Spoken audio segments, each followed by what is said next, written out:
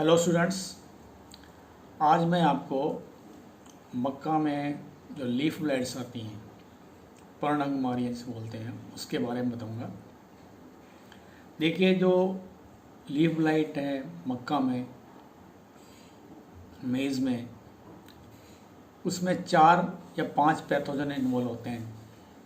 ठीक है, और सभी जो पैथोजन हैं, जब भी रोग कारक हैं, वो हेलमिंथोस्पोरियम के जीनस से इन्वॉल्व हैं।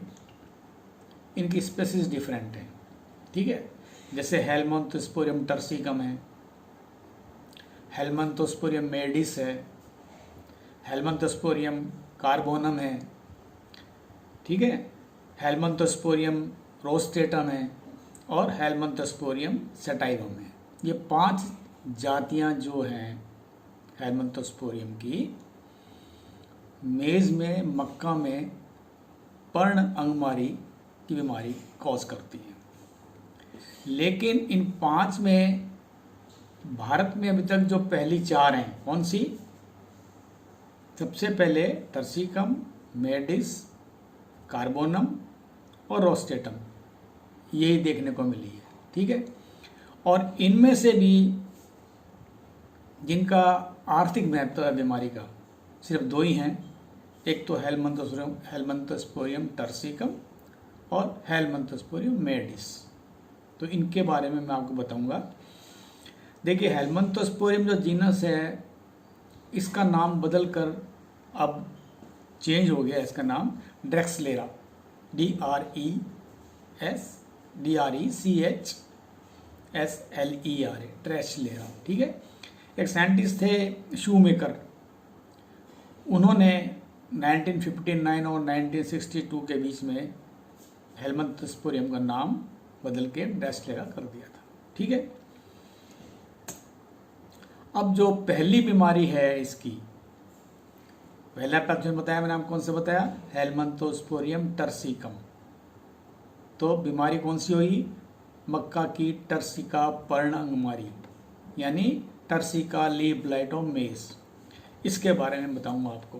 देखिए, इंडिया में सबसे पहले, भारत में सबसे पहले इस रोग का प्रकोप बिहार में देखा गया था 1907 में। ठीक है, ज़्यादातर जो नम प्रदेश हैं, जैसे पंजाब हैं, हिमाचल प्रदेश है, जम्मू कश्मीर हैं, इसमें इनका प्रकोप शुरुआती दौर में था। लेकिन अब यह बीमारी जितने भी हिली क्षेत्र हैं, यानी पहाड़ी क्षेत्र हैं या स्टेट्स हैं, उसमें और दक्षिणी भारत में, वहाँ तक इस बीमारी का प्रकोप फैलने लगा है। और दक्षिणी भारत है, बिहार, मध्य प्रदेश और राजस्थान में ज़्यादातर रबी के मौसम में मक्का की फसल ली जाती है, इसलिए इस रोग का प्रकोप ज़्यादा मिलेगा आपको। और इस रोग में श्रीनगर में एक जगह है लाल मंडी, सबसे पहले यहाँ पे इस रोग को महामारी के रूप में ये रोग प्रकट हुआ था। ठीक है, और उस रोग के कारण उस क्षेत्र के अंदर मक्का की जो फसल है, करीब करीब 27% से लगा के 90% उपज में हानि हुई थी इस बीमारी से। इस बीमारी का एक नाम और है, इसको बोलते हैं नॉर्दर्न लीफ ब्लाइट। ठीक है, नॉर्दर्न लीफ ब्लाइट या नॉर्दर्न लीफ ब्लाइट यानी उत्तरी पर्णअंगमारी। ये नाम इसलिए पड़ा क्योंकि अमेरिका के उत्तरी प्रदेश है जो, उसमें इसका प्रकोप ज़्यादा देखा गया था, इसलिए इसको नॉर्दर्न लीफ ब्लाइट भी बोलते हैं। अब लक्षण की बात करें तो देखिए, लक्षण सबसे पहले इस बीमारी के लक्षण बुआई के 4 या सप्ताह के बाद दिखाई देना शुरू हो जाएंगे। सबसे पहले जो पौधे की निचली पत्तियां हैं, वहाँ से आक्रमण शुरू होगा और धीरे धीरे आक्रमण जो है पौधे की ऊपरी पत्ती तक पहुँचने लगेगा।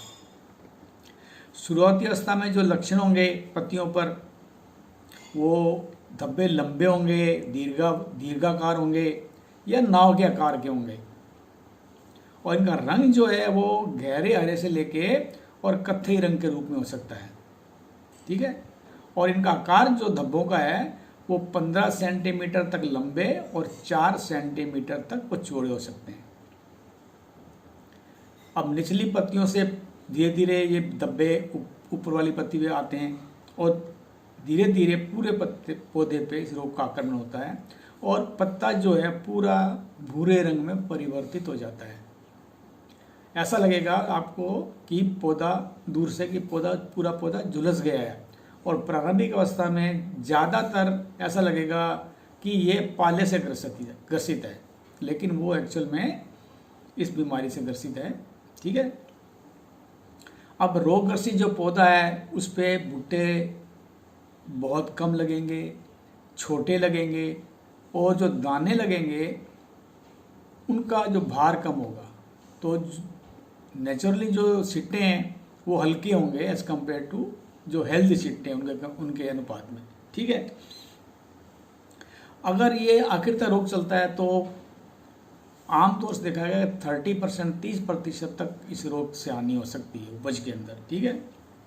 और एक बात और है इसमें कि इस रोग के आने के बाद एक तो चारे का मूल्य कम हो जाएगा पौधे का, क्योंकि चारे के रूप में भी काम आती फसल। और दूसरा एक बीमारी होती है जिसको बोलते हैं जीवाणु अंगमारी, जीवाणु वर्त विकलन, यानी बैक्टीरियल स्टॉक रोट। इस रोग का प्रकोप ऐसी फसल में ज़्यादा देखने को मिलेगा आपको। अब इसका जो जीवन वर्त है, यानी इसका जो रोग कारक है वो क्या है?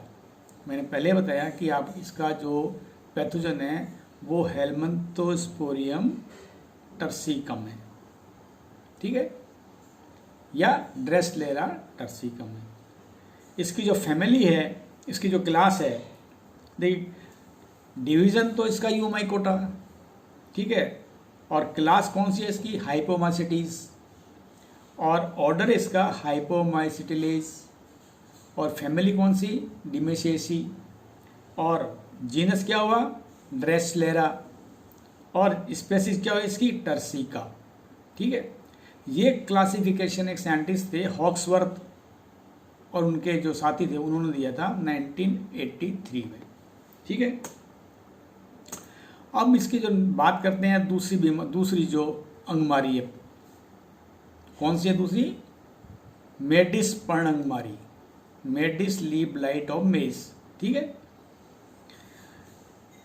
ये जो बीमारी और पहली बीमारी इनमें अंतर यह है कि ये थोड़ा गर्म और नम प्रदेशों को प्रिफर करती है, यानी ऐसे प्रदेश या ऐसे देश जिनका मौसम नम है और साथ में गर्म है, वहाँ पे बीमारी का प्रकोप ज़्यादा आ जाएगा। और इस बीमारी को सदर्न लीफ ब्लाइट के नाम से जानते हैं, यानी दक्षिण पर्णंगमारी। वो भी इसलिए क्योंकि अमेरिका के जो दक्षिणी प्रदेश हैं उसमें इस रोग का प्रकोप ज़्यादा होता है, इसलिए इसको सदर्न लीफ ब्लाइट के नाम से भी पुकारते हैं। भारत में सबसे पहले इस रोग का प्रकोप जो है 1959 में हुआ था, और मुंजाल और कपूर दो साइंटिस्ट थे, इन्होंने 1960 में इसकी रिपोर्टिंग की थी। और उत्तरी भारत के जो मैदानी इलाके हैं, क्योंकि वहाँ पे गर्मी भी ज़्यादा होगी, इसलिए इस रोग का प्रकोप ज़्यादा होता है। जैसे बिहार है, दिल्ली है, राजस्थान, उत्तर प्रदेश, इसमें इसका प्रकोप आपको ज़्यादा मिलेगा। राजस्थान की बात करें, राजस्थान में आपके उदयपुर है, डूंगरपुर है, बांसवाड़ा है, चित्तौड़गढ़ है, वहाँ पर ज़्यादा होगा। हिमाचल प्रदेश में बात करें तो धौलाकुआ, नमी भी ज़्यादा होती है, वहाँ होगा। पश्चिम बंगाल के कालिम्पोंग जो क्षेत्र है उसमें इसका प्रकोप होता है। 1970-71 में सबसे पहले वहाँ देखा गया था उस क्षेत्र के लिए ये रोग। अब बात करते हैं इस रोग के लक्षण के बारे में। देखिए, इस रोग के लक्षण भी जैसे कि मैंने को पहली बीमारी बताई आपको, टर्सिका लीफ स्पॉट, वो भी 4-5 सप्ताह के बोने के बाद प्रकट होते हैं, और ये भी बुआई के 4 या 5 सप्ताह बाद प्रकट होंगे। लेकिन फ़र्क ये है कि इस बीमारी के जो स्पॉट्स होंगे, जो धब्बे होंगे, वो आकार में बहुत छोटे होते हैं और उनकी संख्या ज़्यादा होगी। ठीक है, और उनका जो आकार है वो देखिए करीब करीब 4.25 सेंटीमीटर लंबे और 2.25 सेंटीमीटर चौड़े होते हैं। वो अंडाकार होते हैं और एक दूसरे के समांतर होंगे।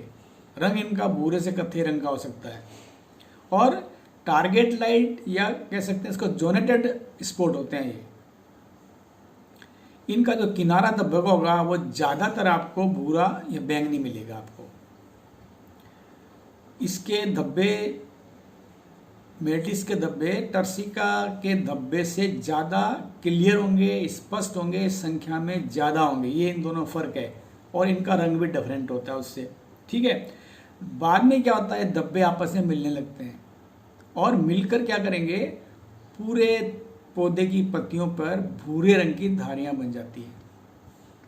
ठीक है, और इससे क्या होगा, जो पौधे की वृद्धि है वो कम हो जाएगी या ज़्यादा उग्रवस्था में रुक भी जाती है, और भुट्टे इस पे बहुत कम लगेंगे या कभी कभी लगेंगे भी नहीं आपको। ठीक है, और इसका जो पैथोजन जैसे पहले बताया मैंने क्या है, हेलमिंथोस्पोरियम मैटिस यानी ड्रेसलेरा मैटिस। ठीक है, इसकी जो परफेक्ट स्टेट है इस पैथोजन की, वो कोक्यूलियोबोलस हेटेरोस्ट्रोफस। ठीक है, कोक्यूलियोबोलस हेटेरोस्ट्रोफस। अब इसके रोग चक्कर के बारे में बात करते हैं। देखिए, रोग चक्कर जो इसका है वो जितने भी ड्रेसलेरा या हेलमिंथोस्पोरिया की जातियां हैं बताई मैंने, सभी सोयल बोर्न डिजीज हैं ये, यानी सोयल बोर्न रोग कॉज करती हैं। ठीक है, और इनका जो प्राइमरी सोर्स ऑफ इनोकुलम है वो पौधे की जो शेष पड़ते हैं खेत में कटाई के बाद, उस पे ये सर्वाइव करते हैं। क्योंकि ज़्यादातर क्या होता है, फसल कटाई के बाद मक्का की फसल को जो अवशेष हैं जमीन में मिला दिए जाते हैं, तो जब तक उनको होश नहीं मिलता तब तक ये इसके जो पैथोजन है ये इन मर्द अवशेषों पर सर्वाइव करता है। और अगले साल जब आप बिजाई करते हैं, अनुकूल वातावरण मिलता है, तो मक्का की फसल की जो सबसे पौधे की सबसे निचली पत्तियां हैं, प्राइमरी इनोकुलम जाके वहाँ पे कॉज करेगा। ठीक है, और उसके बाद क्या होगा, स्पोर्ट बनेगा, और स्पोर्ट से सेकेंडरी स्प्रेड जो है वो कोनिडियम के थ्रू होगा। ठीक है, यानी जो सेकेंडरी जो इसको इनोकुलम है वो कोनिडियम से होगा, और कुछ केसेस में कभी कभी ये सीड बोर्न भी हो सकता है। ठीक है, अब जो इसका फेवरेबल क्लाइमेटिक कंडीशंस क्या है इन दोनों रोग की, देखिए ज़्यादातर क्या है कि जो टर्सिका पर्णकुमारी है वो सामान्य तापमान लेकिन भारी ओस ऐसी जगह देखने को ज़्यादा मिलेगी आपको। तापमान 31 डिग्री सेंटीग्रेड और ह्यूमिडिटी जो है वो 90% से ज़्यादा 24 घंटे तक अगर रहती है तो इस रोग का प्रकोप होगा। ये इसकी क्लाइमेटिक कंडीशंस हैं। कुछ साइंटिस्ट हैं जैसे डॉक्टर सिंह है और मिश्रा और रॉय, इन्होंने एक स्टडी और की थी। उसके अनुसार जैसे जैसे आप नाइट्रोजन बढ़ाते जाएंगे रोग की उग्रता बढ़ती जाएगी। फॉस्फोरस का इस रोग का से कोई संबंध नहीं है, लेकिन पोटास का संबंध है। अगर आप पोटास देते हैं तो फसल की उग्रता कम होगी, यानी 30 किलोग्राम नाइट्रोजन प्रति एकड़ से आप ज़्यादा दे रहे हैं, इतनी दे रहे हैं तो रोग का प्रकोप ज़्यादा बढ़ता जाएगा। और जो पोटाश है उसकी मात्रा 30 किलोग्राम प्रति एकड़ के हिसाब से आप देते हैं तो रोग की उग्रता कम होगी। ठीक है, अब दूसरी बीमारी जो मैटिस पर्णकुमारी है, मैंने पहले बताया कि मैटिस पर्णकुमारी है जो ज़्यादा हाई टेम्परेचर को प्रेफर करती है। ठीक है, तो वहाँ जहाँ टेम्परेचर 35 डिग्री सेंटीग्रेड या इससे ऊपर होगा, नमी उतनी होगी 90% या अबव, लेकिन टेम्परेचर 35 डिग्री से ज़्यादा होगा या 35 डिग्री होगा तो इस रोग का प्रकोप होगा, मैटिस पर्णकुमारी का होगा। ठीक है, पहले साल अगर फसल बोते हैं आप तो आपको रोग नज़र नहीं आएगा, लेकिन जैसे जैसे आप उस खेत में बार बार फसल बोते जाएंगे ये रोग का प्रकोप आपको नजर आने लगेगा और धीरे धीरे रोग का संक्रमण खेत में बढ़ता है। अब लास्ट में इसका रोग प्रबंधन। देखिए, पहली बात तो रोग प्रबंधन में, क्योंकि सोयल बोर्न डिजीज है और मर्द पौधे के अवशेष पे सर्वाइव करते हैं पैथोजन, तो कटाई के बाद खेत की सारा सफाई करके जितना भी इसका अवशेष है उसको एक कोने में ले जाके आप जला के ख़त्म करें आप। ठीक है, दूसरी बात, जो आप बुआई में के लिए बीज काम में ले रहे हैं वो सर्टिफाइड बीज होना चाहिए। आपको पता होना चाहिए कि ये बीज उस खेत से या उस सिट्टे से लिया गया जिसमें कि इस बीमारी का प्रकोप नहीं था। ठीक है। अगर आपके खेत में बीमारी ये 2-3 साल से 3 साल से लगातार आ रही है तो आप फसल चक्र अपनाएं, यानी कम से कम या 2 या 3 साल का आप गैप दें उस खेत में। 2 या 3 साल तक उस खेत में आप मक्का की बिजाई नहीं करें आप। ठीक है। अब जो सीड ट्रीटमेंट भी करें, आप सीड ट्रीटमेंट के लिए आपको आप थायराम है 2.5 ग्राम, उसका यूज़ कर सकते हैं। मैंकोजेब का यूज़ कर सकते हैं 2.5 से 3 ग्राम, या कार्बेंडाजिम का यूज़ कर सकते हैं 1.5 ग्राम प्रति किलो बीज के हिसाब से। ठीक है। और खड़ी फसल में बीमारी आती है तो आपको छिड़काव करना होगा। छिड़काव के लिए डायथेन Z78 है, मैंकोजेब है, या सिस्टेमिक लेना चाहते हैं फंजीसाइड उसका यूज़ भी कर सकते हैं आप। मैंकोजेब अगर नॉन सिस्टेमिक यूज़ कर रहे हैं तो इनकी मात्रा करीब करीब 2.5 ग्राम प्रति लीटर पानी होती है। अगर आप कार्बेंडाजिम वगैरह यूज़ करते हैं तो उनकी मात्रा करीब करीब 1 ग्राम प्रति लीटर पानी होगी। ठीक है। अब जो इसका सस्ता और सुंदर इलाज या टिकाऊ इलाज है वो है प्रतिरोधी किस्मों की बुआई करना। यानी कोशिश करें कि ऐसी फसल की बुआई करें, ऐसी किस्म बुआई करें जिसमें कि इस रोग का प्रकोप नहीं होता। जैसे इसमें गंगा सफ़ेद 2 है, ये हाइब्रिड है, विजय है, गंगा 5 है, हिम 128 है, और दक्खन हाइब्रिड है, दक्खन 103 है। ये जो वैरायटीज़ हैं इनमें जो है इस रोग का प्रकोप कम होता है, तो इनकी बुआई करें आप। कुछ जो आपके इसमें इनब्रिड लाइन्स होती हैं, जैसे कि CM की लाइन है, CM 104 है, CM 105 है, CM 116 है, इनकी बुआई कर सकते हैं आप, मिल जाए तो।